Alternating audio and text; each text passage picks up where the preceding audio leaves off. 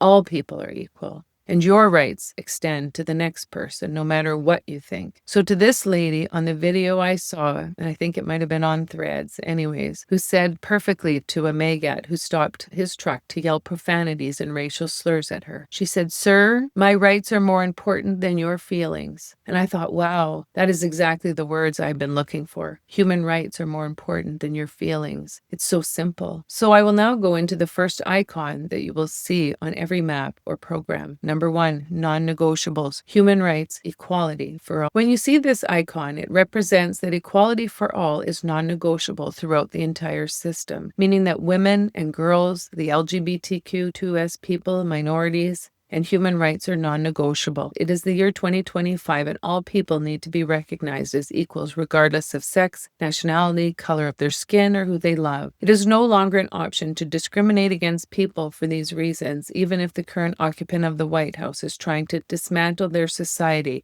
and remove women, girls, minorities, and the LGBTQ2S people and legalize the abuse of said people, like the good old 1700s. But this form of control and hate no longer has a spot in our new world. This hate is exactly why our world is in this war-mongering thinking. It is the inequities that cause hate, strife, and conflict. It is the same mentality that has consistently destroyed communities, states, countries, and our world. It destroys families, friends, animals, and ecosystems. Once you devalue any life, the 1% can devalue any life, and the 1% also like to foster hate and division so that they can maintain this power structure and pit the 99% against itself so that we, the 99%, can't see that it is them, the 1%, who are the problem with the world. They make decisions not to the collective, but for themselves and their families to maintain their gross wealth. But it is time now to call them out and let them know that all lives matter and all lives have value, regardless of where they are in their trauma, that we can build a system of safety nets so that we can meet every person where they are and have programming to support them when they are ready to heal from their wounds. As a woman born and raised in Canada and living the life of privilege, especially being a white woman, I have had the world by the tail since I was born. I have lived a life of very little resistance. My parents worked hard and gave us every opportunity in life. I graduated nursing with no debt and married my partner to start my new life and family. I see how the world treats our minority communities and don't understand how my fellow white people can treat the rest of the world that does not look like them as less than. But it is now time to see all people, everyone, as equals. What we don't realize is that if we devalue one demographic, it is permission to devalue another and keep devaluing anyone that rubs you wrong. And thus, this is where the world is now. We are watching Israel and Netanyahu and the IDF commit war crimes, genocide,